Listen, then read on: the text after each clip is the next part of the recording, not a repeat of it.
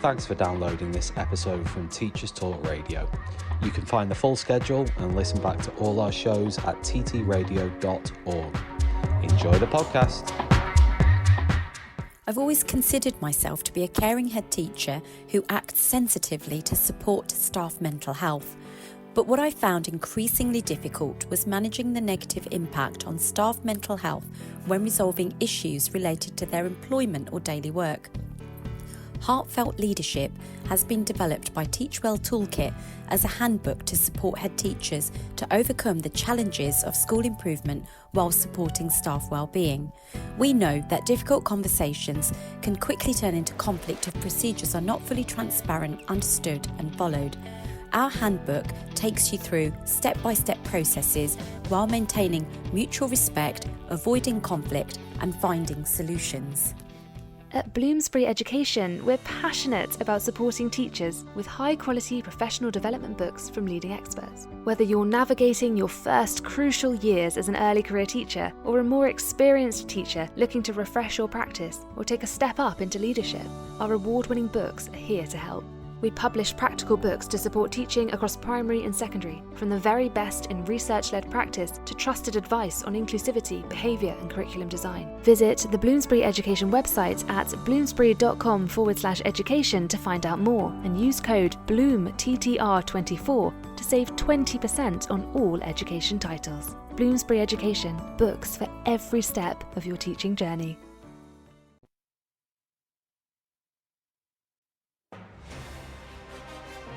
This is Teachers Talk Radio, and you are listening live. Hi, everyone, and welcome to our Wednesday Twilight show. I'm your host, Michelle, and tonight I have two very special guests, Faye Wyatt and Ikem Ifobo. Together, we will discuss the relevance of single-sex schools in today's diverse educational landscape. Are they fit for purpose? Should they remain an option for families? Stay tuned. Let's talk it out. This is Teachers Talk Radio, and you are listening live. Tune in live at ttradio.org, or to join in the conversation, download the Podbean app and search Teachers Talk Radio. Follow the hashtag TTRadio. Tune in, talk it out with Teachers Talk Radio.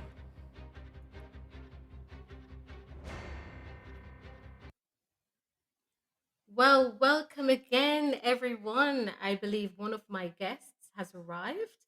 I don't recognize the name, Faye or Ikem. If you could just let me know which one it is. It's me, Michelle. It's Faye. Hi, Faye. I will introduce you properly in a minute and welcome you properly to the show. But before I introduce my guests tonight, I'd like to take a minute just to say thank you to those of you who have been tuning in each fortnight, downloading the recording, and just, engaging with the discussion. Please continue to do so and share your thoughts as well on any other topic you would love for us to discuss here. So I would like to pause now and welcome my very, very special guests. I know Faye is here. I don't know if Ikem has arrived yet, but we will continue the show. So let me just welcome Faye Wyatt, who is a dedicated member of this noble profession since 2018. And interestingly, Faye started her career as a cover supervisor, clearly fell in love with the profession, and through an accelerated route, qualified as a fully trained teacher during the COVID-19 pandemic. So Faye has worked as second in charge in English for a few years and is now the MYP subject coordinator for English at the Lee Academies Trust, where she works across various schools developing their IB curriculum. And for work-life balance, which is very important, Faye is an avid dancer and works on dance shows and cabarets with a dance company in Kent.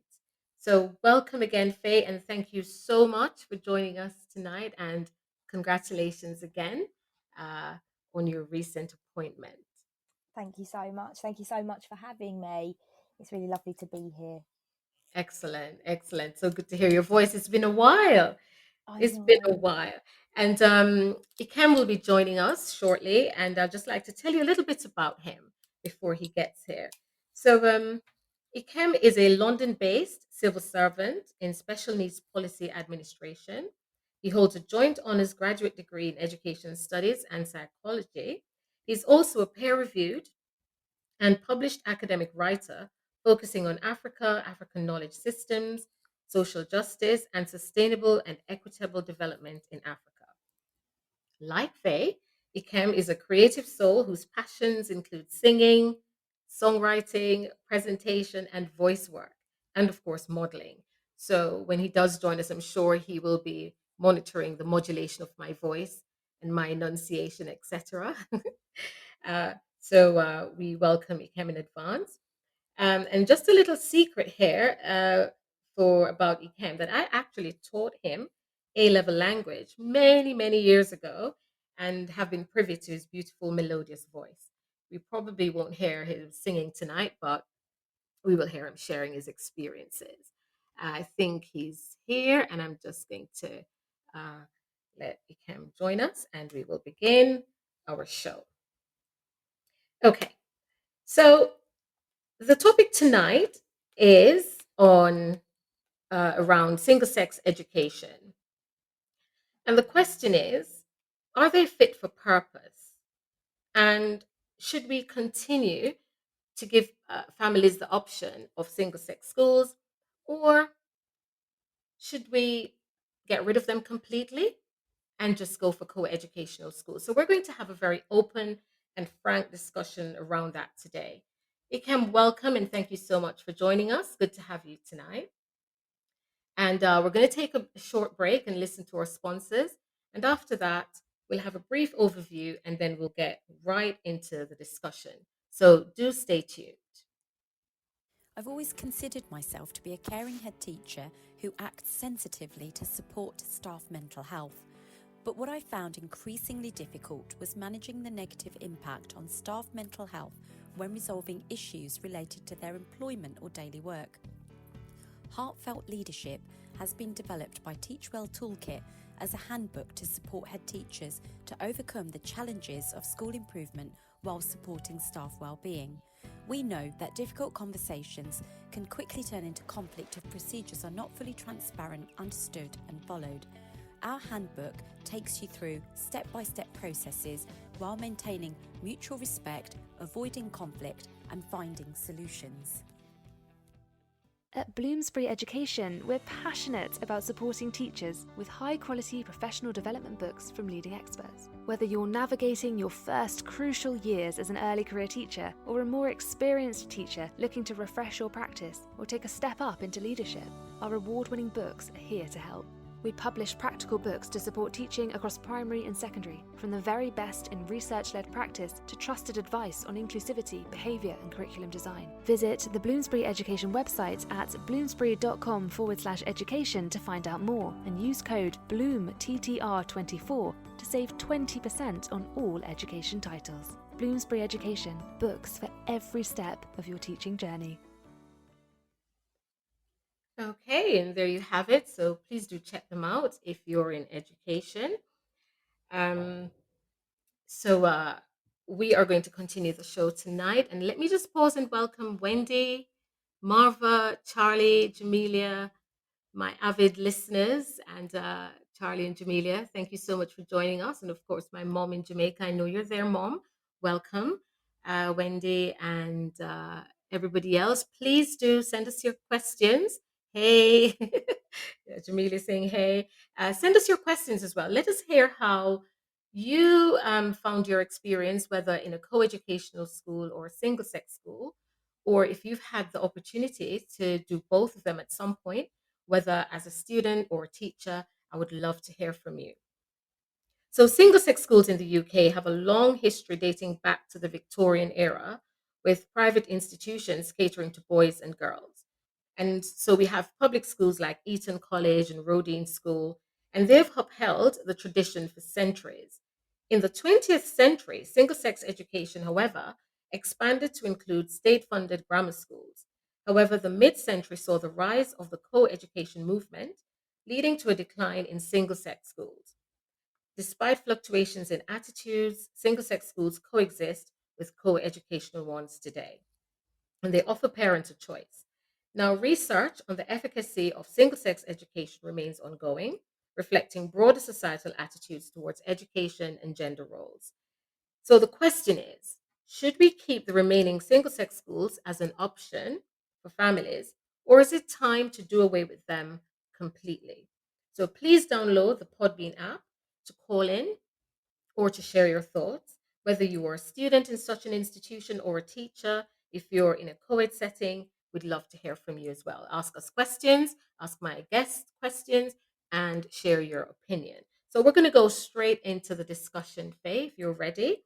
Yeah, I'm absolutely. So let me just comment on the fact that I went to an all-girls Catholic high school in Kingston, Jamaica, and then a single sex teacher training college, which is now open to male students. And that's just been in recent years. Um, I was not really happy about that. I don't know why, but we'll talk about that. I'll talk through my feelings later on in the show. So throughout the show, I will share my experiences. But firstly, I'm going to go over to Faye and ask her a few questions. So Faye, I know that you started off in a single sex school, in an all girls school. And before you tell us a little bit about what happened later on, could you share with us a little bit of your personal experience whilst you were there and what motivated you or your family to choose this particular environment? I think what's important to kind of point out is that I live in an area of Kent that still has the grammar streams. Mhm. So at the age of 11, you sit an exam, and it was a mandatory exam that your parents had to write a letter to opt out of. Um, so therefore, the options were a co-education, like a co-ed grammar school, or two single-sex, female or male, um, comprehensive schools, if you like. So the choice Mhm. actually wasn't very varied for me as an 11-year-old. Um, because I have dyscalculia, I knew I wouldn't pass the maths exam, so I opted to go for the local girls' school. Um, and to be honest with you, it really formed my opinions as an educator now about why I do believe that co-ed schools are the way forward. Okay. So could you share a little bit of the motivation? Well, you've already done that, the motivation, limited schools in the area because of the grammar schools or limited options, and you knew you would not have done well in that 11 plus. And that's a whole other discussion as well about the 11 plus and what it really does to people. Yeah. um, so could you tell us a little bit about your experience in those early years? Yep, absolutely. Um, I really didn't flourish in the single sex environment. It wasn't for me. I think I kind of went as an 11-year-old expecting an all-girls school to be a bit like St Trinian's, and actually the reality was far from it. Um, if I wasn't hiding in the library, I was in school and then I was out the door straight away. And then in my later years, my parents did opt for home education route because I just wasn't gelling with the single sex school. And I know that a friend of mine who went to the boys' school that shares the same site as me, he had similar experiences in the boys' setting as well. Um, so it was very difficult for me as a girl in a single sex school. Okay, thank you so much for that. And we'll delve into that a little bit more just to understand the dynamics and what was it that you didn't really gel with.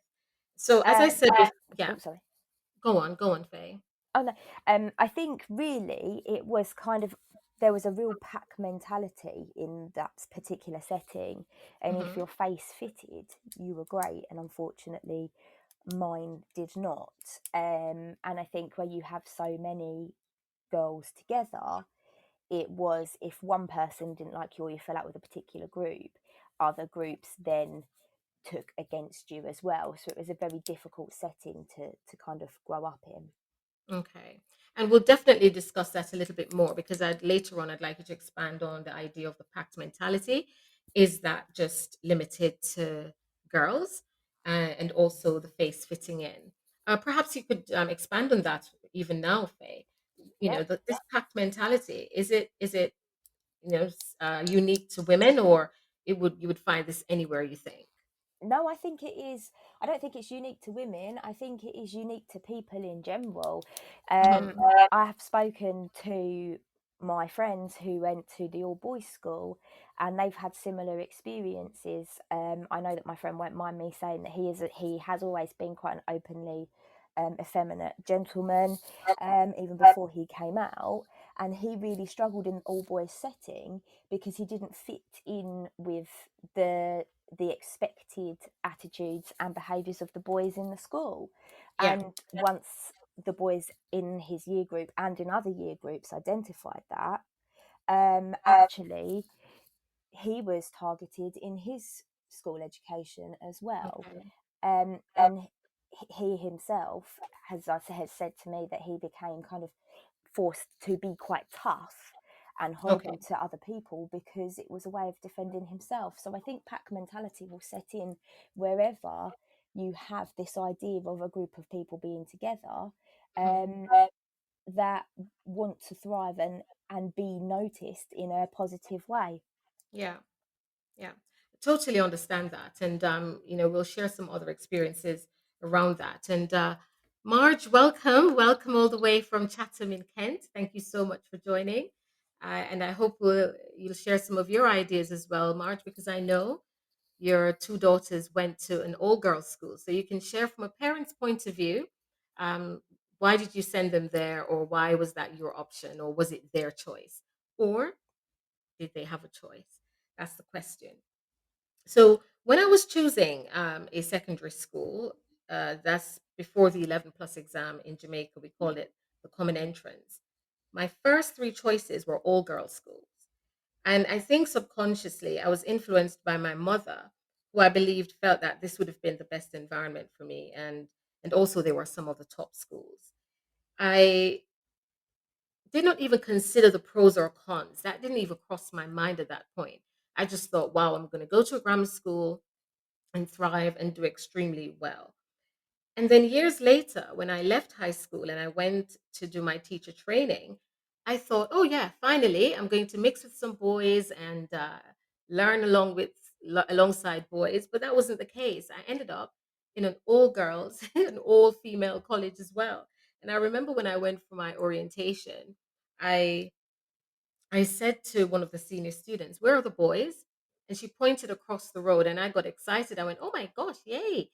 Oh, boys are here." And then only to discover she was actually referring to the men just walking along the street. There was absolutely no male in my college. So 8 years of my education were spent in an all girls setting.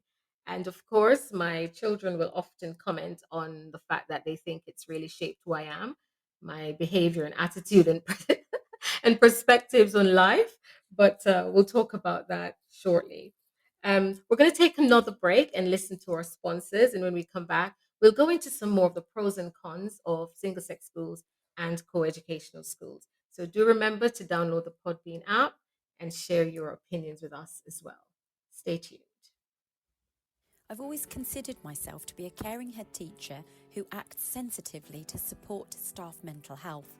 But what I found increasingly difficult was managing the negative impact on staff mental health when resolving issues related to their employment or daily work.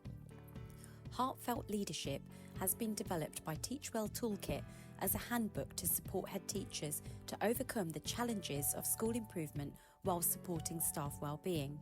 We know that difficult conversations can quickly turn into conflict if procedures are not fully transparent, understood and followed. Our handbook takes you through step-by-step processes while maintaining mutual respect, avoiding conflict and finding solutions.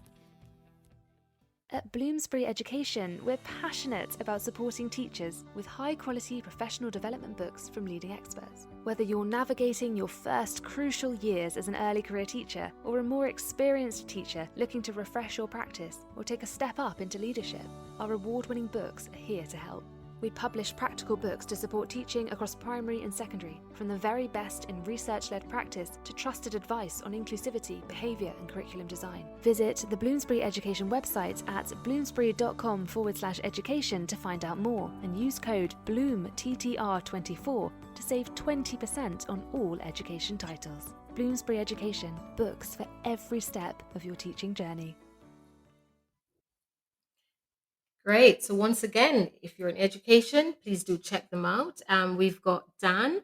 Welcome. Dan says he's phase partner in Raynham, Kent, and attended a co-ed school. So we want to hear about the co-ed experience because I'd love to hear it. I went to a co-ed primary school, but that was just fun and games. And I got to secondary school, and for 5 years, no exposure of such to the opposite sex. Of course, there were other social events for us. So welcome back. And we're going to continue the discussion, Faye. Now, I know you went to the grammar school, but you didn't stay for the full 5 years, did you? No, I didn't. So Yeah. I went to the non-selective school, but it had a grammar stream, which I was fortunate enough to be in, Hmm. and I suffered quite badly mentally by the time I was getting ready to take my GCSEs. So my parents made the decision that it would be better for me to go into home education, um, where I was a lot happier and a lot more comfortable with my studies. Okay. But would you be able to tell us if there's any of the academic advantages in a single sex school or the academic challenges? And especially now as a teacher and you've been teaching in co-educational settings, would you be able to share with us some of the challenges or advantages of either of those settings? Yeah, absolutely. I mean, when really like working in co-ed settings. In fact, I've only worked in co-ed settings, Mhm. and I see the advantages of it because I think having learners working together in today's society where it is gender fluid, you have the ability and the freedom for students to actually not feel like they are boxed, and therefore, if they feel like they aren't boxed, they are going to flourish in ways that I think single sex schools still do kind of expect students to sit into that gender stereotype. Mhm. And I think in regards to the kind of learning advantages of that, if students are happy and they're comfortable, they're going to flourish academically. If they feel like they're being kind of henpecked, essentially, they're not Mhm. going to flourish academically. And I think certainly from my experience in a single sex school, the kind of idea of taking against one another and the idea of girls turning against other people, it sort of became Mhm. the be all and end all, and it affected the learning because it wasn't just the students, it would be Mhm. teachers as well, and they were having to tailor make their classes and their lessons around this one not being able to work with this one, or you know Okay. um, girls would be moved out of certain classes, they weren't allowed to be taught by a certain teacher. And I think in the co-educational schools, I'm not saying that that doesn't happen, but what I'm saying is it's a lot less, and there is a Mhm. lot more ability for students to be more comfortable in that academic environment. Okay. Very comprehensive. Thank you so much, Faye. And I just wanted to take one of the comments from one of our listeners. Jamelia said she went to a mixed state school for secondary and then went to an all boys grammar school with a mixed sixth form for sixth form. She noted that the boys in that school had no idea how to speak to or be friends with girls. And therefore, she thinks it creates a divide that perpetuates the stereotype that women and men can't be friends and that we're completely different. So, not being in a mixed environment, then you don't develop those social skills. That's what Jamila is suggesting here. You lack those social skills, and so you can't just have a friendship with boys or girls because you haven't grown up with them. What do you think, Faye? I completely agree with that statement. I think that is correct. I think that certainly if you have got this kind of idea of segregated sexes, students don't grow up knowing how to communicate with one another. And ultimately we are getting learners ready for the world of work or further education, which then becomes co-educational again. If students go to college, it's very rare that a college will be single sex. University, it's very rare again that they'll be single sex. Mhm. So it kind of lends itself to the question of why are we still having single sex secondary schools. So I think that that comment is very fair, and it is correct. Students don't know how to talk to the opposite sex if they are Yeah. in a single sex school. Yeah. Thanks for that. And I think I am a living example of that because having spent 8 years in an all girls institution, I mean, one of the advantages, you felt like you were around like minded people, there were no distractions, so to speak. And that is one of the very common notions in support of it. Limited distractions, resources are tailor made. And you mentioned that to promote female empowerment or whatever. But there were some challenges. And I agree the lack of social interaction with the opposite sex and understanding life from their perspective. So when I became an adult, that for me was a challenge interacting with men or young men at the time. It's very difficult. I found it awkward. I was shy and naive. I didn't know how to speak to them. Got really nervous in their presence. And so I think mixed schools gives you that opportunity to grow and develop and to understand the opposite sex. And so you're able to freely interact and be yourself around them when you become an adult. So that was my experience. And I think as a result of that, the first man that came along became your lifetime partner because he didn't understand that no, it's okay to get to know people because of that environment and other things as well. But thank you so much for that. And Faye, you mentioned about the tailored learning environment. Um, would you say that is more for the social aspect of a single sex school or the academic aspect? I think as much as teachers will try to keep it to the academic aspect, I think the tailored learning environment does start to have an impact. It is more tailor made to the social element of it, Mhm, because for the experience that I had in a single mhm. sex school, the social environment and the social issues were outweighing the academic importance. Okay. So I think that teachers were kind of fighting an uphill battle every day in regards to behaviour and kind of getting those lessons off the ground because there were so many issues in that room. Yeah, definitely. And I just did a little bit of research as well. And the arguments for single sex education is that it reduces gender stereotyping, and which is contrary to what Jamila has said and you've said. And it allows people to pursue their interests and activities without the fear of judgment. So, if we were to look at some of the positives, is that something you think we could consider that in a single sex school, it reduces the gender stereotypes and it allows you to be yourself? And I know you mentioned earlier that that wasn't always the case, but is this a strong argument? What do you think? I tend to disagree. I think that, with a single sex school, just by the nature of it being a single sex school, inadvertently, I think that educators will still be kind of easing students into those stereotypes, Mhm. um, maybe even kind of subconsciously. Um, I hear what that point is saying in regards to the opportunity to flourish without judgment, but Mhm. sometimes in a single sex school the judgment is higher because you're competing with the people around you of the same sex. And I think that puts pressure on students that is, in cases, unnecessary. Yeah, definitely. And you're right. So sometimes it really encourages those stereotypes. So as I said before, I went to an all girls Catholic school. And the principal, she referred to us as ladies, and therefore we were expected to behave a certain way. And I remember one particular day, she kept us behind the entire school until we learned how to sit with the back of our knees against the chair and without scraping the chair on the floor, because that's how a lady should sit. And even our mannerisms around the school, we couldn't run along the corridors, we couldn't shout, we couldn't scream, because that was the expectation of a lady, of a woman. And so you grew up thinking that this is the norm and this is how you're supposed to behave. And as a result of that, you grow up having these judgments and perceptions of others or misconceptions of others like, ooh, if she talks too loudly and if she doesn't sit properly and if she doesn't sit with a straight back, she's not a lady. So you're right. It does encourage those stereotypes.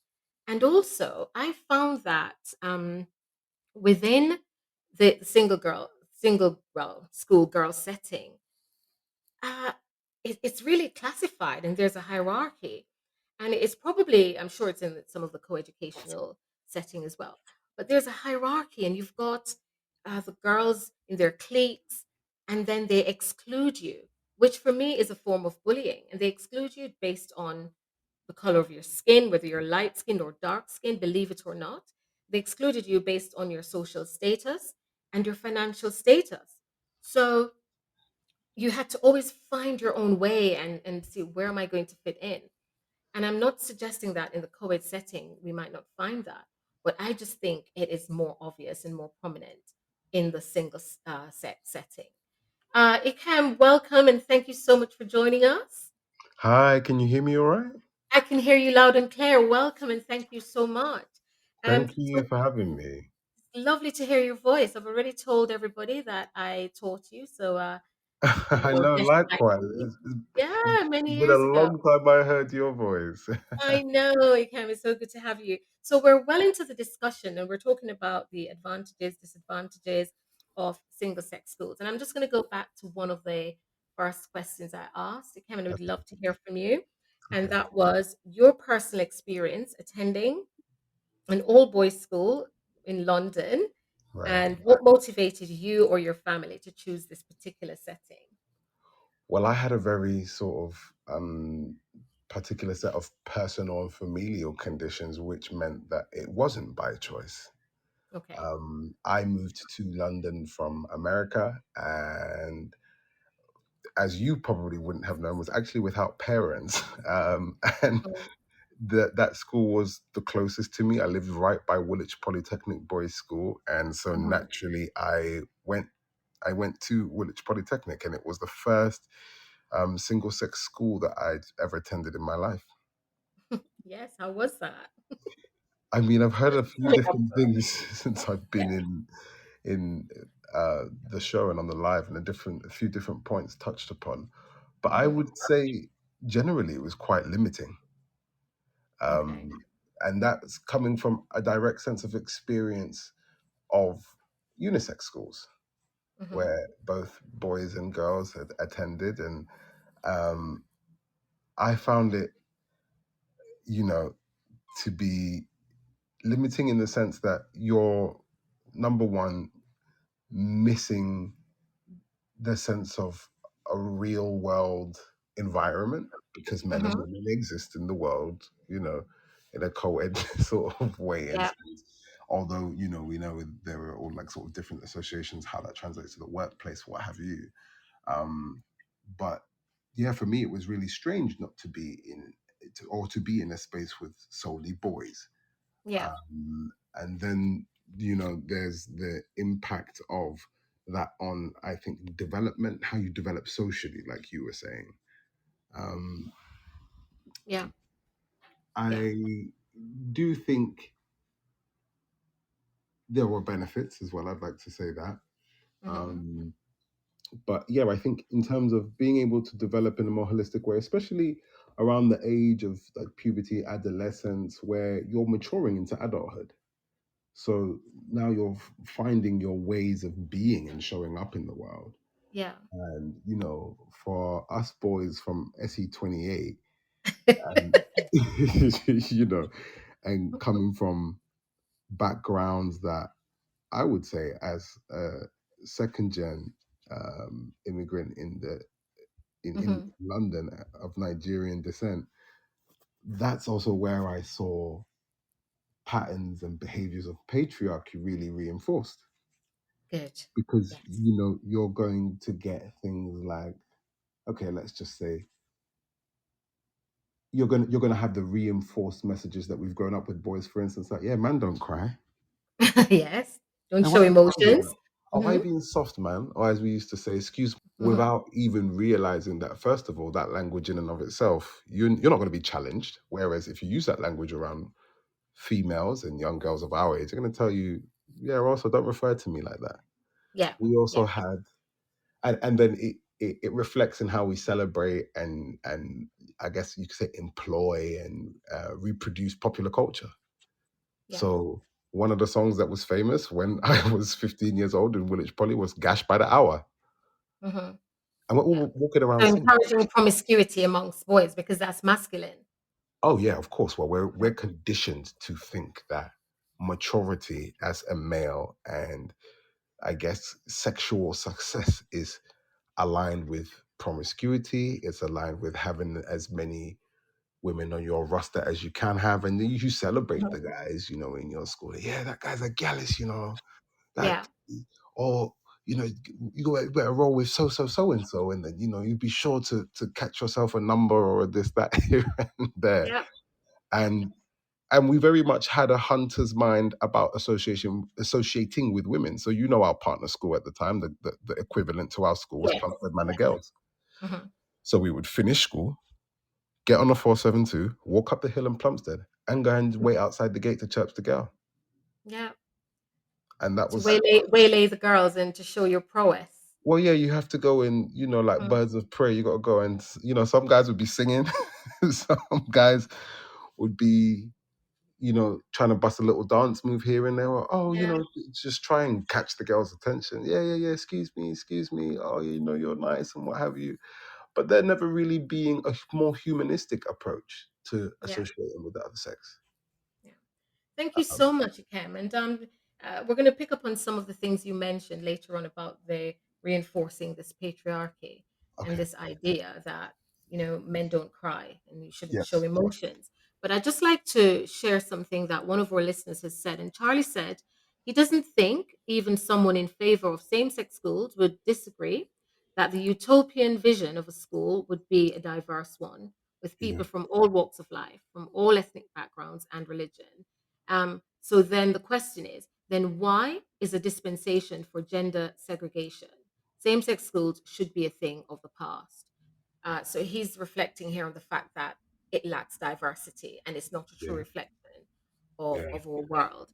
And another listener who comes across as I grow, please correct me if I'm wrong, says, I agree with Jamelia from my experience of attending a mixed primary school, secondary school, and even into sixth form. It's allowed me to build that confidence and understanding around girls. That's good to hear. Learning how to talk to them, behave around them, and begin to build an idea firsthand of what girls are actually about. So, in a way, as I grew and underwent my academic journey, learning in a co ed atmosphere really gave me a realistic and understanding outlook towards my own social development. Yes. And that's a really good point because the other question I had for both my guests, both you and Faye, Kem, is how did attending a single sex school shape your social interactions and relationships during your secondary school years? And as I said, for me, it made me really scared of boys. So for a Mm. very long time, based on all the messages that we got in this all girls school that stay away from boys, don't touch them or you get pregnant. Yes. Yeah, I became an adult and and for a long time remained scared of boys, didn't know how to interact with them. So I'm going to go back to you first, Faye, and just tell us how did that shape your own social interactions and relationships? I think if I'd solely been just going to school and I didn't have the hobbies that I had away from school with the performing arts industry and my dance schools and doing shows where I did have a good relationship with men and Mhm, with boys. I think if I'd solely relied on just going to an all girls school, I would have been mhm, in exactly the same situation in that I wouldn't really have known how to speak to my male counterparts or to work with them in a constructive way. Mm. Um, but because I had a really big part of my life in the performing arts sector and working with different people, Mm. I had that opportunity as a teenager to mix with boys and to mhm, learn how to socially integrate with them. And I think if I didn't have that, I would have definitely suffered yeah, socially. And I know that some of my peers, as soon as they got into sixth form and it mixed, they did exactly the same as we were talking about earlier, where they didn't know how to converse or to be around their mhm. male counterparts because they'd never actually been in that social situation in a learning environment. Yeah, and what it doesn't take into account is that we're holistic beings and you have to take care of the social and the academic and the spiritual sides of us. And I think single sex schools limit that to an extent. And as I said earlier, not only did I go to a single sex secondary school, I went to a single sex uh, teacher training institution. You're now 18, 19, and still no proper interaction with the opposite sex. And Mm, when the girls would invite their boyfriends, because you had a an evening window where the boyfriends could visit or the husbands, because some people did their training later on in life and they could visit people like myself, who was president of the college, president of the student body, I was assigned the task of monitoring to make sure that they did not sit closely together, that they did not sit wow. in dark spaces. Oh, yes. Um, and that was my role and responsibility. So I would run around the college during visiting hours, making sure that the women adhered to these rules. And girls who came in after the curfew, oh boy, they were named and shamed and dealt with harshly at the time. Mm. So you then leave this institution myself and just very cautious about everything and everybody. And oh boy. And I think that's really impacted on my own interaction with the opposite sex. Ikem, do you want to share your own experience with that? How did Yeah. it shape your interactions and relationships? I mean, like I said, up until the age 15, I had spent all of my life in co-ed educational environments. Hmm. So for me, it was almost like being an observer to what was happening and how it had shaped rather my peers' Yeah, social behaviors and patterns. But for me, it also, I grew up in a female dominated family in terms of number. There's more females than males in my family, yeah, and in a home, with a single mother, and I was raised to be not just aware of the feminine and respectful of it, but mindful of that same energy in myself. yes, yes. And so that was what I would say was the big disparity between myself and my peers. Hmm. Um, I think looking at our general social culture and in an all boys school, um, once again, hypersexuality that subjugates the feminine, makes the feminine second class, Yeah, and objectifies the female was the predominant social culture amongst us boys, yeah, despite yeah. the fact that the majority of our teachers were female. Hmm. We Yes, didn't that's quite true. have that. And then there was strong, you know, I'd say opposition or shaming of anything feminine, and not in violent, symbolically or otherwise ways, but sometimes physically so. That's So, true. if somebody ever reacted in a way that was soft, you have that kind of behavior between boys where they'll jostle and push each other, like, hey, man up, man. Like, hey, man, stop crying. Hmm. Or why are you being soft? As soon as someone goes, oh no, I don't like the way you're speaking to me. So when you engage, usually it problematizes emotional awareness and expression, Yeah. is what I Thank you would so much. say. Yeah. Yes. Thank you. Because Faye mentioned that as well with a friend who went to the old boys school and felt like he had to be really masculine, even Yeah. though that was not natural to him, just so as to avoid being bullied or being pigeonholed by his peers. So lots to unpick there as well, because in the co-educational setting, we'll find boys who behave a certain way and very misogynistic nonetheless.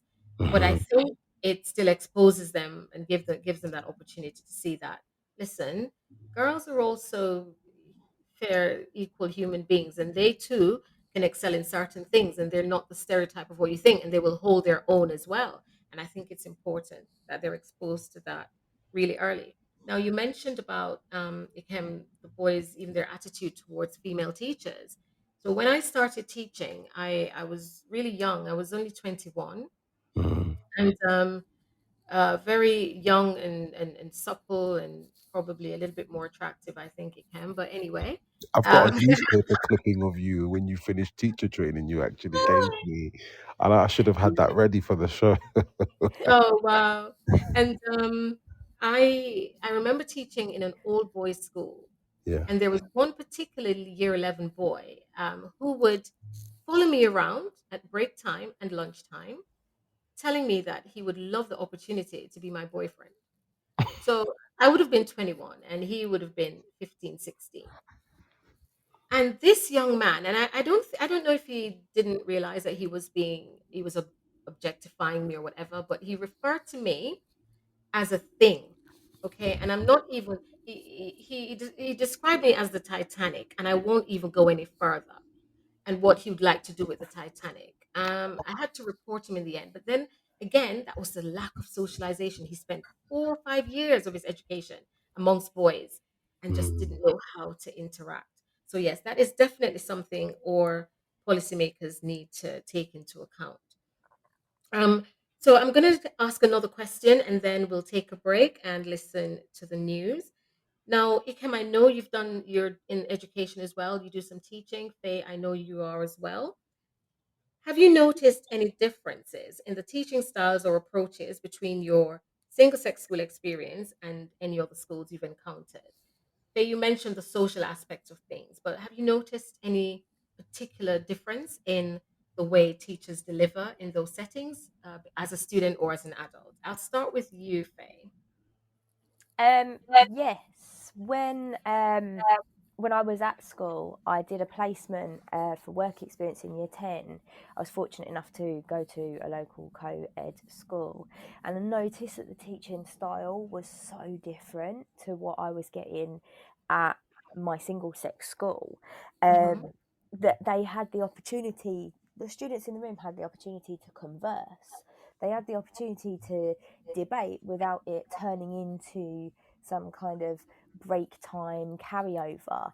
And the attitudes towards the students and the teachers, the respect level was completely different. And I think as a student, it was a really eye opening experience because those learners were able to mix with each other. They had this kind of emotional maturity towards their studies that was so lacking in my school, and the Hmm. teachers could really utilize that to their advantage.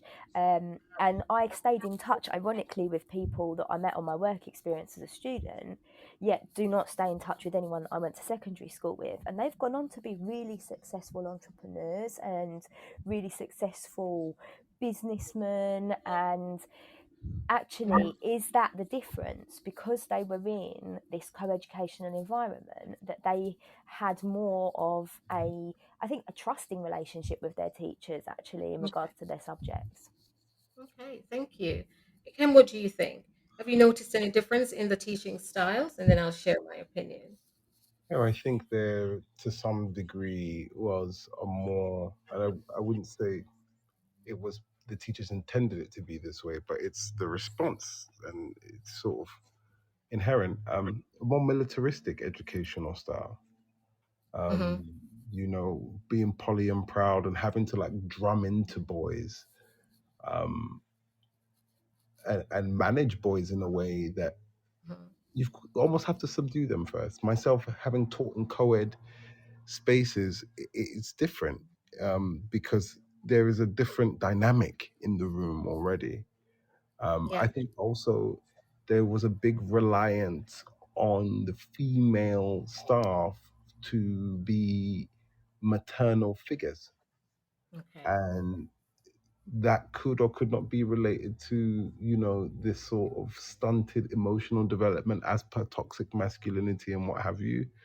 Hmm. But I think it was more about bringing the boys into order so they can learn, as opposed to what Faye is saying, where there seems to be, in a co-ed space, there seems to be more of a dynamic, especially as you mature along the school age, um, a sense of balance and a sense of an Yeah. ability to discuss, debate. Um, yeah, I think boys parrot each other a lot as well. So, Yeah. you know, Hmm. even if there was an analogous opinion in a room or in a debate, be it social or academic, they struggle to think outside of, or communicate outside of what was sort of agreed, and this like social contract, this Yes.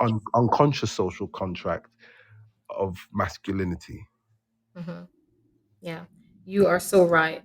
I also wanted to look at it from the point of view of the curriculum Mm. and teaching in an old boys school. When we're thinking about the text choices, we tend to lean towards those texts that maybe mention football or blood and gore or Yes. war and stuff like that to engage the boys.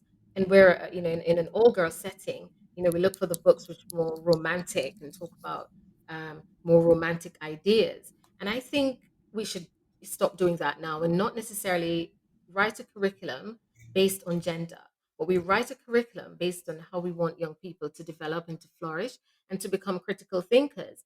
And, I'm guilty of that. I remember once, as head of English in an all girls school, I was doing a talk, sharing some information with parents.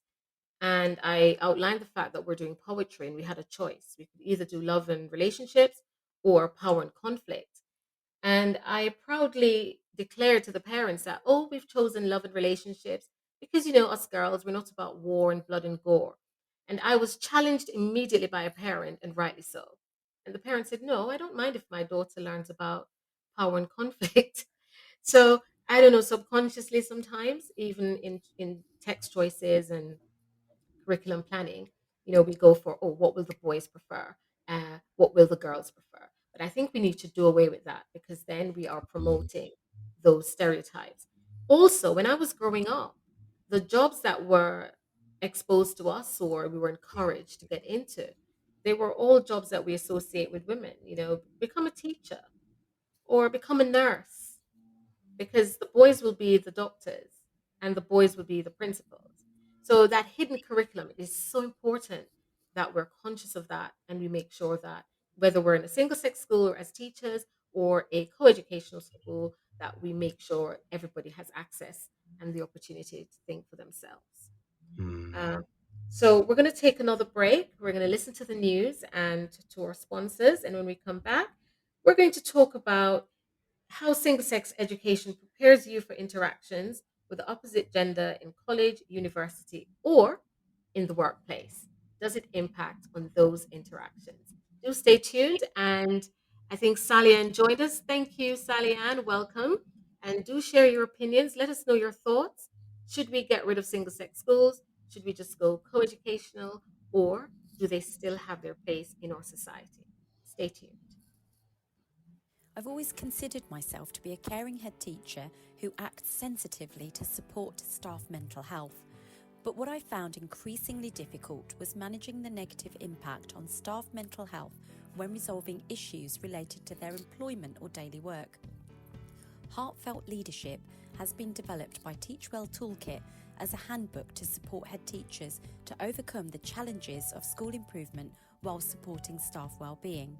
We know that difficult conversations can quickly turn into conflict if procedures are not fully transparent, understood and followed. Our handbook takes you through step-by-step processes while maintaining mutual respect, avoiding conflict and finding solutions. At Bloomsbury Education, we're passionate about supporting teachers with high-quality professional development books from leading experts. Whether you're navigating your first crucial years as an early career teacher or a more experienced teacher looking to refresh your practice or take a step up into leadership, our award-winning books are here to help.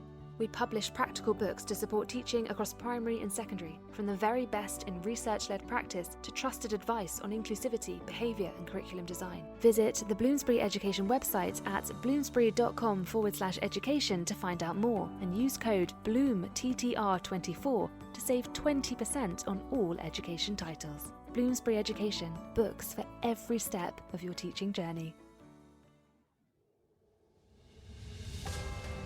This is Teachers Talk Radio, and this is Teachers Talk Radio News.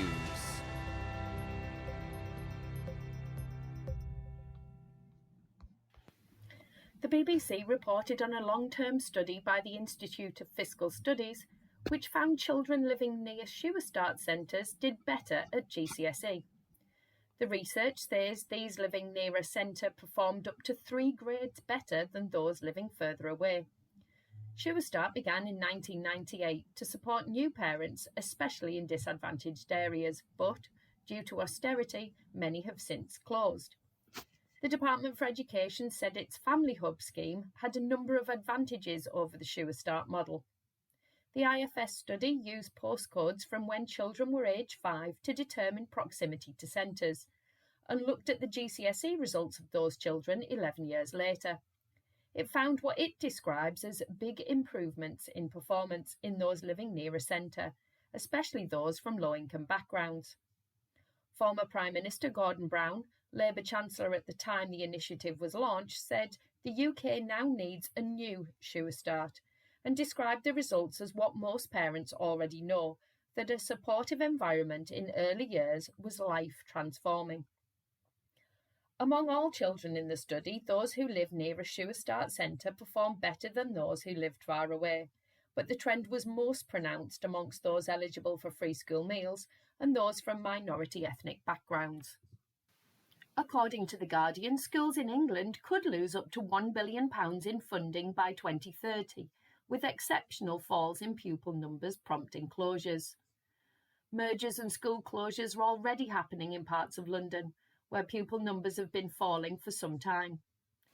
According to the think tank Education Policy Institute, the North East is projected to see the greatest decline in primary pupil numbers, down by 13% by 2028 to 29. At secondary school level, Yorkshire and Humber, the North East and London are projected to have the largest falls in pupil numbers, although other areas, including the West Midlands and the South East, have rising numbers. Pupil numbers had grown because of a fertility surge in the 2000s, but as that cohort has moved through, numbers are now falling. Even with increases in per-pupil funding, the EPI predicts schools will find it hard to balance budgets as fewer pupils do not lead to reduced costs. The decline is due mainly to a falling birth rate and changing migration patterns. Full details of the EPI projections can be found on the Guardian website. Schools Week reports on the decision by Ofsted to appoint a former Chief Inspector, Dame Christine Gilbert, to lead the independent inquiry into its response to the death of Ruth Perry. Dame Christine served as the HMCI from 2006 to 2011 and now chairs the Education Endowment Foundation. The Learning Review follows a coroner's ruling in December that an Ofsted inspection contributed to the death of Mrs Perry, then head teacher of Caversham Primary School. The review will consider actions Ofsted took in response to hearing about the death of Ruth Perry. Dame Christine will have access to relevant records, Ofsted staff, and the opportunity to meet with Ruth Perry's family as part of the review. The review will not examine the November 2022 inspection of Caversham Primary. Teaching unions have expressed concern about the appointment of Gilbert, saying it was critical that the review was robust, independent and impartial, and that some would, rightly, question the notion of a former HMCI reviewing the work of Ofsted. A report will be completed after the review and recommendations will focus on future actions.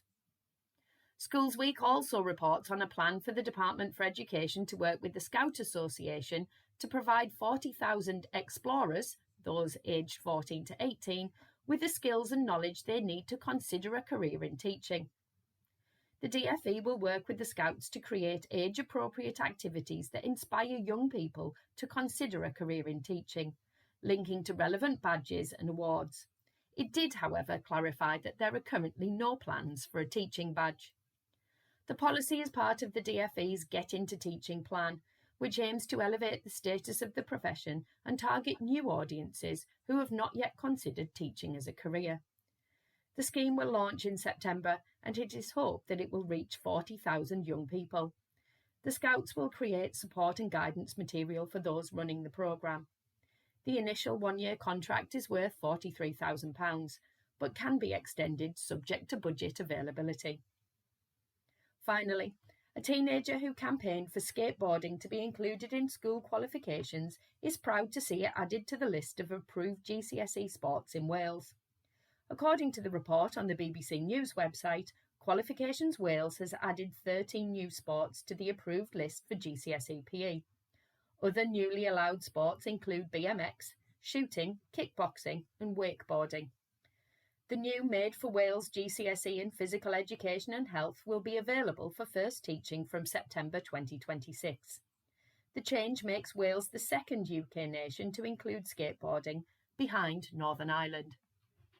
This has been your Teachers Talk Radio News with Joe Fox. That is awesome. Thank you so much, Joe. And it'd be interesting to see the uptake of for the new PE structure, the uptake from girls, skateboarding and all of that. Be really good to see, and hopefully, it is made clear that it's open to all. Welcome back, everybody. Sally Ann, good to see you still with us. Tom, welcome. Marva, you are still there. And thank you so much for your comments, those of you who have joined. And I just want to take a couple of these comments. And Charlie said he agrees with what we're saying. Single sex schools really are a very outdated concept that needs to be kept firmly in the past. He went on to say that he does not feel that the curriculum is tailored in some way in single sex schools to maybe fit the expected social norm based on the intended audience, whether that's boys or girls. And that's the discussion we were having before the break and before the news, that sometimes in single sex schools we try to cater to the sex in front of us and not give them the whole experience of education. And that's something as educators we really do need to look into. And then another one of our guests online said, of course, you're always going to get individuals, even in mixed educational settings, who cannot adjust to being around members of the opposite sex, because, that's human. But personally, based on my own experiences, I feel the benefits of co ed schools far outweigh single sex schools. And I just want to talk a little bit about my own setting, because I am teaching in the Middle East. And before I left the UK, I was thinking, oh dear, I'm going to have to make sure that the boys and the girls sit separately. However, I'm in a British international school, and that is not tolerated. We're allowed to mix them up, and they're allowed to sit together. But especially lower down, year 7 and 8, I am telling you, and I'm not exaggerating, if you put a boy on the same table as a girl, you can see the dread on the poor fella's face. They will plead and beg. They will use every rhetorical technique they could possibly find to convince you as the teacher to remove them to a table with predominantly boys. The terror, they're uncomfortable, they don't know how to sit, they turn their legs outside the table. You have to go legs under the table, please. They are so awkward and uncomfortable. They're saying, no, miss, I don't want to sit with a girl. But the girls are comfortable with it. They've never complained. The boys sit at their table, they're fine. And they take charge and they lead the discussions and so on, while the boys sit being so terrified. The thing, though, is that by the time they get to year 10 and year 11, they are so much more comfortable. So I think it's so important that the educational setting reflects the norm and what our society is like. And that brings me to this question, my guests, and thank you so much for being so engaging and insightful as well. How did your single sex education prepare you for interactions with the opposite gender, whether in college or in the workplace? And I'm more keen to hear about in the workplace. So, Ikam, I'm going to start with you. I would say that it didn't. It didn't prepare myself and my peers necessarily for interactions with girls in personal settings, but also more in the workplace. I Mhm. think by proxy it did, because in education you have a greater population of female staff than males. That changes obviously as you move through the different key stages or levels, primary, secondary, what have you. But it didn't, also because we weren't, for instance, you spoke about the curriculum and the lack of presentation of the Mhm. female and the feminine. In my English curriculum, I think the first time I remember properly studying female writer or poet was when we started doing the anthology preparations for our GCSEs. Yeah. But hitherto, it was is it Steinbeck and Mhm. Shakespeare, and there was no Zora Neale Houston, there was no Toni Morrison, there was Mhm. nothing of the sort, and there was certainly nothing alluding to love Yes. necessarily that wasn't presented from the male perspective. So that alone, I think, creates, from a curricular point of view, creates a sense of disassociation or lack of familiarity with the feminine. Mhm. And then our headmasters were men. So Yeah. in terms of working in organizations where they're female led and you're seeing females at the top and as leaders, that wasn't that wasn't something we were familiar with. And I didn't really actually personally have that experience until I went to do international work in a country where that was the norm, which was Sweden. Sweden has Okay. more female politicians, more female leaders in government. I worked in the civil service there. And that was a shock for me, but so it was such a great experience because Yeah. I strongly believe women to be more equitable, more egalitarian leaders. Mhm. But that's nothing I'd experienced. I experienced the male leadership that is inherently subjugating. Yeah. And I became, you'll know this, I became an employee the year after I finished my A levels at Woolwich Polytechnic. Yeah. So then I had a different insight into how the dynamics of masculinity and femininity impact the ability for one to mobilize themselves in the workplace, or for the ability for one to reproduce patterns of misogyny and patriarchy in the workplace. And I think that's what we would have experienced more. We also experienced that more in sort of jokey, more Banter, so to speak. banter, Huh. even with Mm-hmm. male staff. Yeah. And so that is reinforcing the idea of how you're supposed to show up as a man within the workplace. When you have a PE teacher or whoever the teacher may be, and let's just say, let's say it was you, Miss Hinds, walk into the room and walk away, then that teacher goes, "Oh yeah, she's all right, isn't she?" Yeah. Exactly. And That's that not becomes the norm, isn't it? that becomes a norm, and then you're shocked when you get into a workspace and might try to communicate with a female in a unprofessional manner, and you're held to account, and you're going, well, you know what? No, I was just moving, I was just having a little banter with the. No, that's not acceptable. That's Yeah. unprofessional, and you realize that there is a complete lack of understanding, awareness, and capacity to center the female voice. Hmm. Oh, that is well said. Yes, that is well said. And so those values are entrenched Yeah, in those environments, and then you grow up to be a man, and you seem to think, oh yeah, this is how it should be, and then yeah, you proliferate this toxic masculinity. Thank you so much, Kim. I was going to ask you about, you've mentioned the name of the place. I was going to ask you your observations about leadership in that Mm. particular institution, and you've hinted at it anyway, Well, not predominantly. even just in Sweden, to be honest with you. I mean, No, no, I was referring to your secondary years, that okay, leadership, your observation of leadership. It's yes. predominantly men, wasn't it? Yes. Yeah. Yeah. I've not seen a female leader above the position of a head of year Yeah. And you're or head right. of department. Department, head of But year. look at it now when in place. I'm sitting on a podcast, and it's you're the only one of the only professionals, and the only other professional I keep in touch with is also a female. So Yeah. what does that also say about the capacity for female leaders to maintain networks beyond the professional objective? Because it's Yeah. also a sense of, I think, care and just your professional and human acumen that is the reason why I'm on the show and why we've stayed connected over the years as well. Well, thank you so much. That's really flattering and good to hear, Kim. Thank you. Because it's important. We need that balance. And, Yeah, we're not saying single sex schools and they don't have some advantages, but we're saying on the whole it's best to mix us all up, and so we can learn agreed. more about each other. Faye, could you tell us a little bit more about how going to a single sex school impacted on your interaction with people at college or in the workplace? Yeah, absolutely. As a female, having gone through the single sex education system, when I got to college and it was co-educational, I really struggled with having boys in my class. And I studied performing arts at college. I went to performing arts college, so I had to get really close contact with them quite rapidly. And Hmm.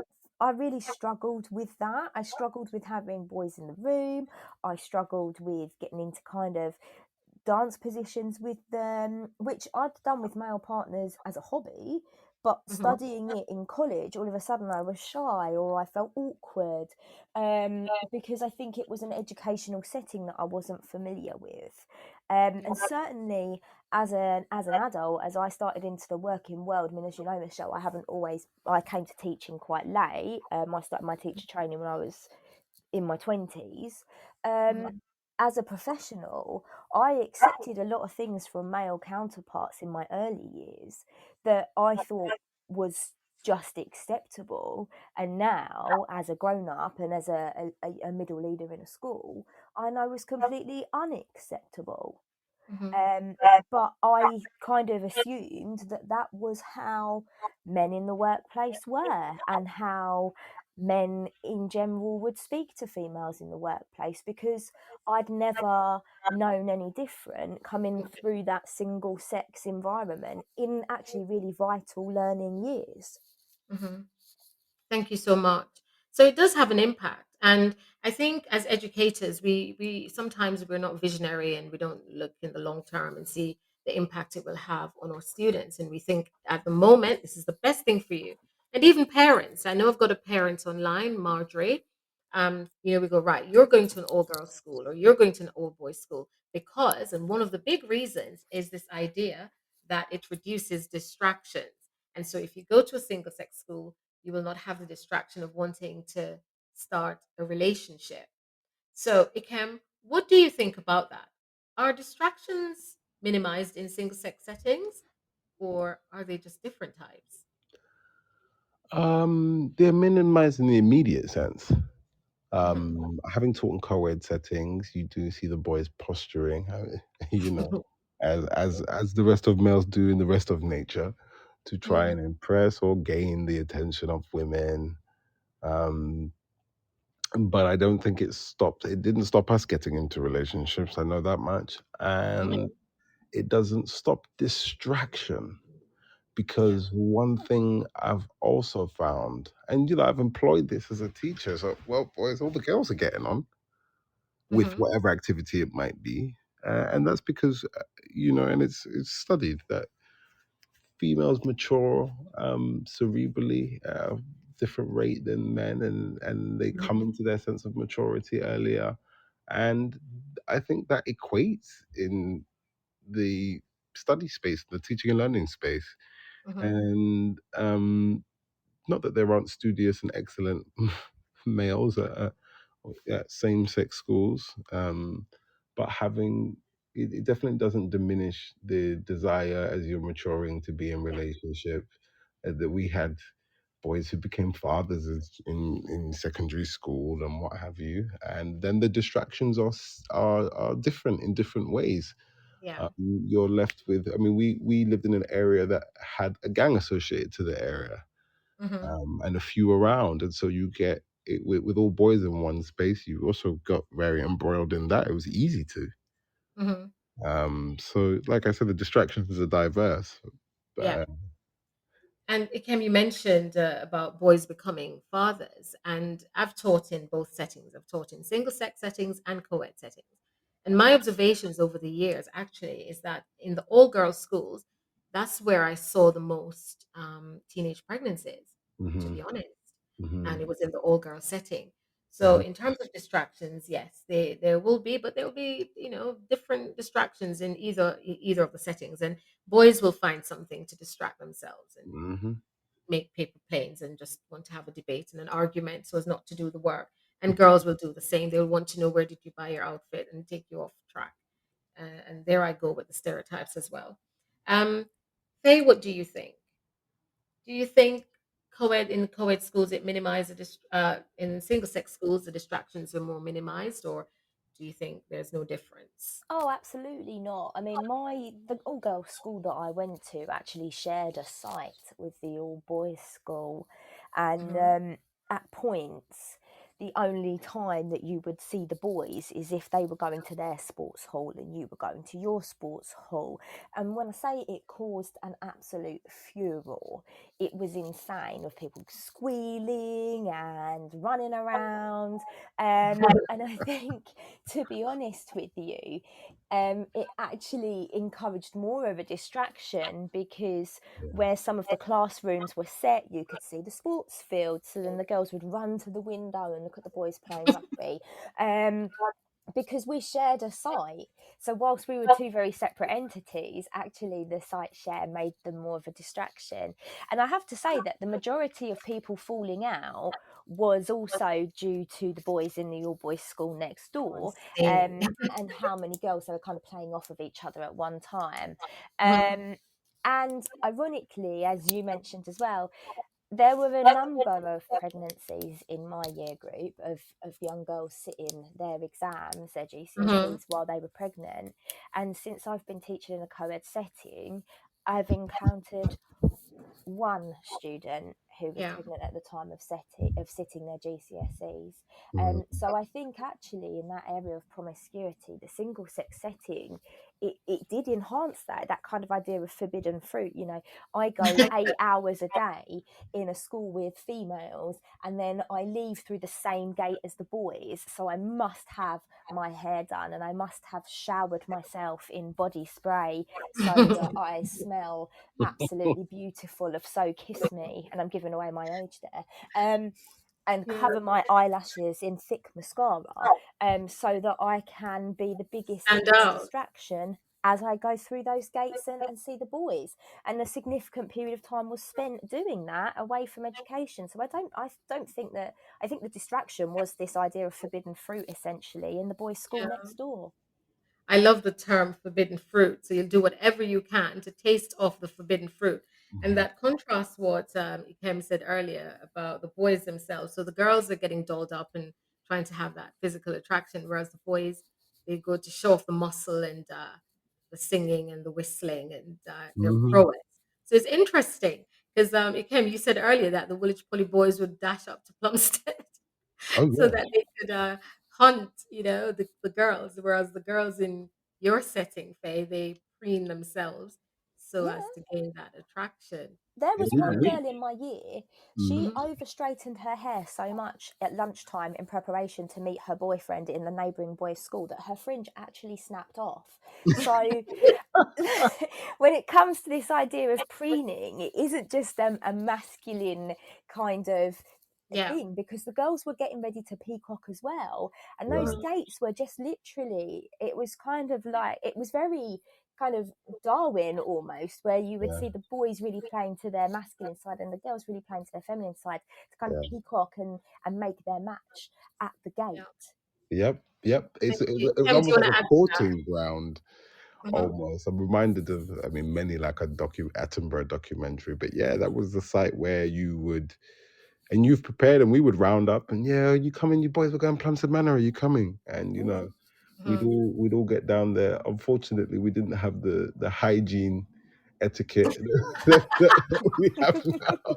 So we were fresh from basketball and football and sweating and just nasty, and the girls had us like that, thankfully. They accepted us like that, and I never forget.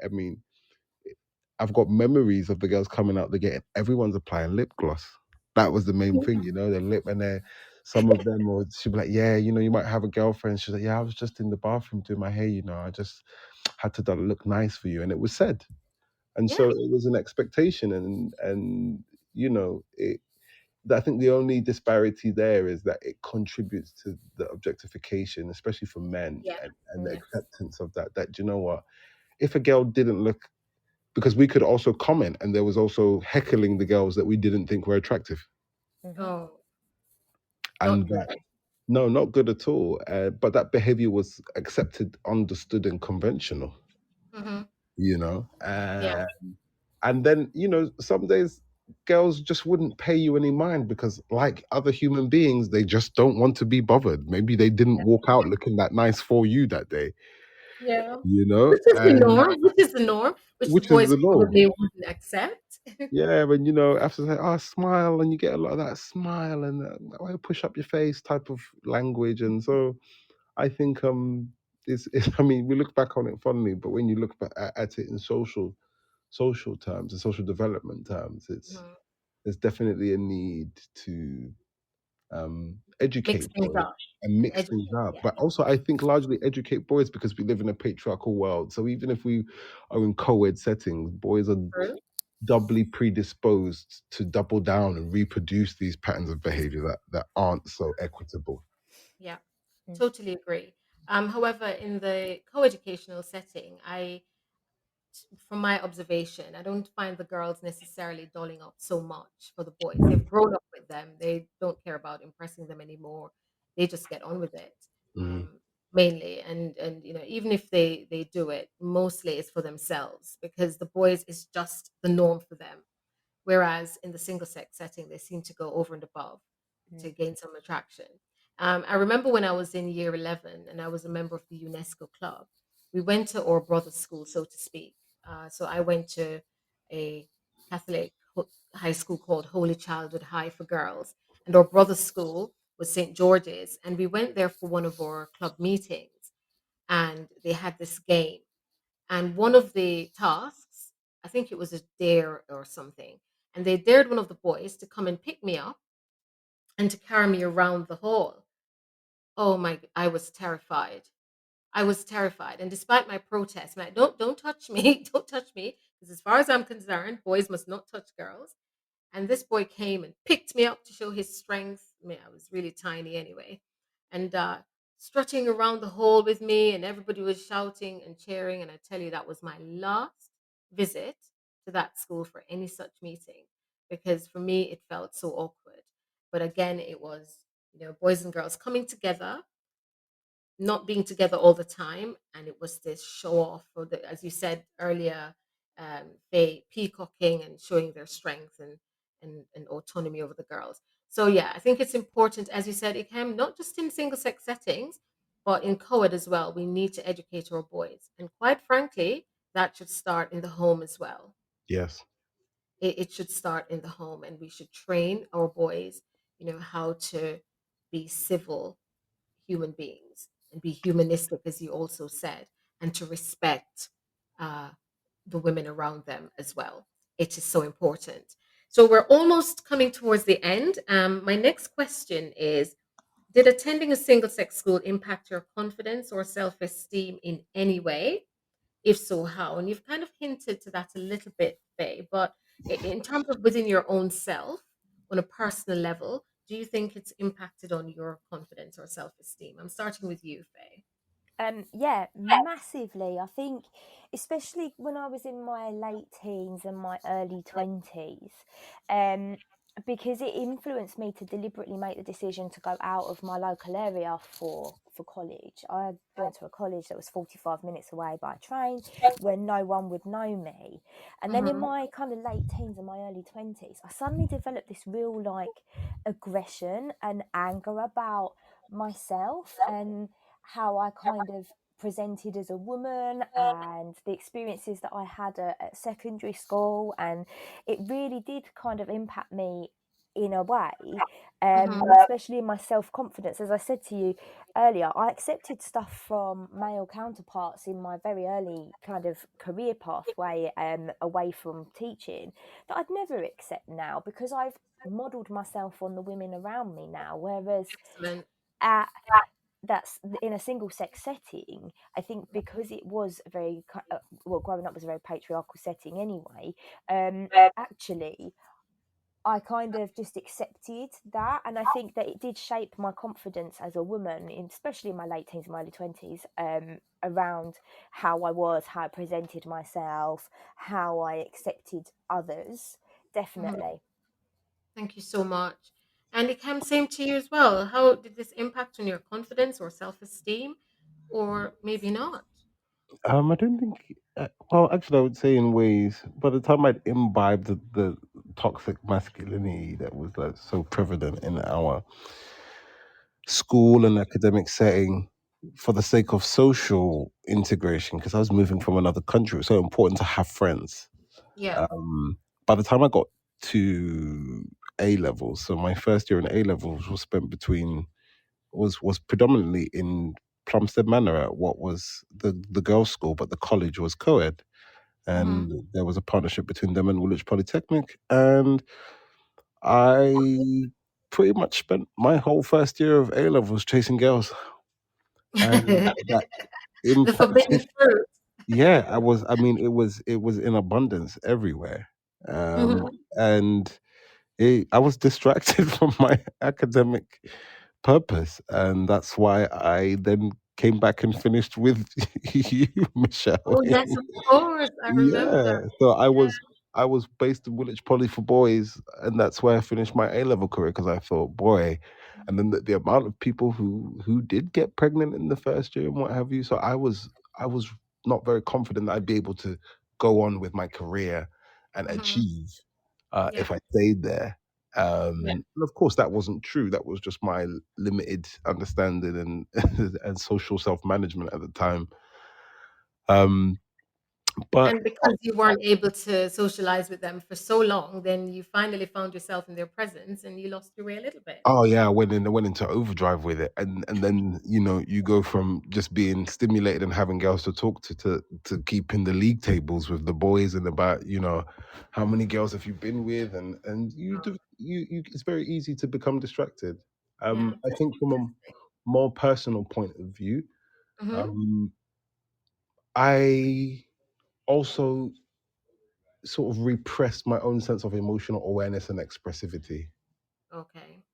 And that was once again to align with my male counterparts in the social space. Mm-hmm. Um, Yeah. and for lack of being labeled a batty man or a soft man or whatever the term was then, but Yeah. whatever term that degraded and problematized Uh-huh. emotional awareness and availability and expression because it's aligned with femininity, which then And means it's aligned with weakness. so you suppressed that Yeah, just to make sure that you're with the in crowd.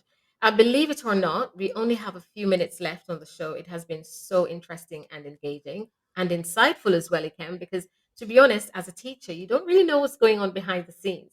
So I that's know. interesting to learn from both of you, Faye as well. So as we round up the show, if you could give some advice to someone considering attending a single sex school based on your own experience, what would it be?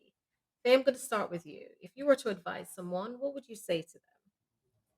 I would definitely say visit the school during the school day.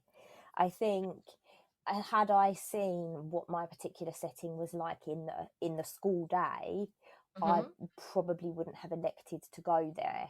Mm. Um, I went off the back of an open evening that was really jazzy and really well put together.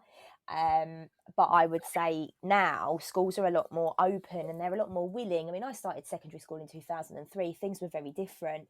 Um, so now schools are really open about come in and have a look at us, drop in. Okay. They have different open mornings where you kind of really see it, warts and all. And I would definitely say take them up on that opportunity, because with the single sex environment, you will see a difference in regards to co-educational, and it will maybe tip the balance. Um, and look at the area that school is in around finishing time. Is what's the behaviour of the students? Is it something that you'd be happy to align yourself or your child to? Thank you Mm. so much. Ikem, same to you. What advice would you give any parent or student who might consider this? I have to agree with Faye. Both parents and students need to go during the school day and see what that looks like. I think also Mm-hmm. for parents, what associations are available to you if you feel that a same-sex school is appropriate. Look at your PSHE curriculum. Um, Mm-hmm. that could tell you a lot about how the school seeks to, equilibrate some of the imbalances that we've rightfully touched on, Mm-hmm. and making sure that women are foregrounded in different ways. International Women's Day, things like that are very important. Yeah.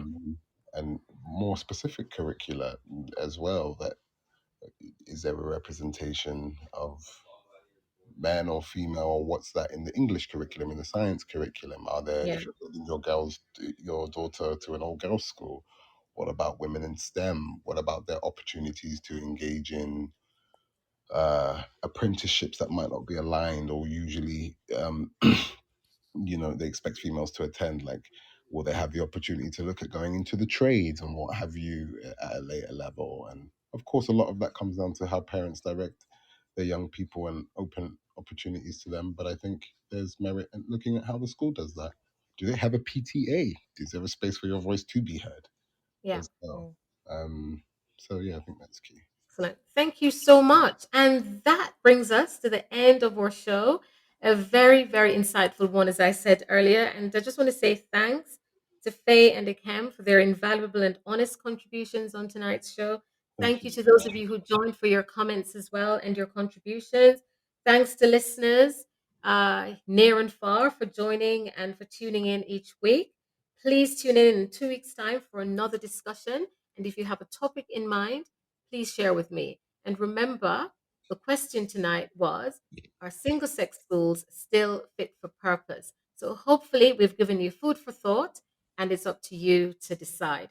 Thank you, everybody. Thanks again, Faye and Akem. Have a lovely Thank you, evening. Sarah. And Thank you so much. I'll see you again. Thank you. Well then, bye. Bye. You've been listening to Teachers Talk Radio. Tune in live and listen back at ttradio.org. We look forward to hearing from you next time on Teachers Talk Radio.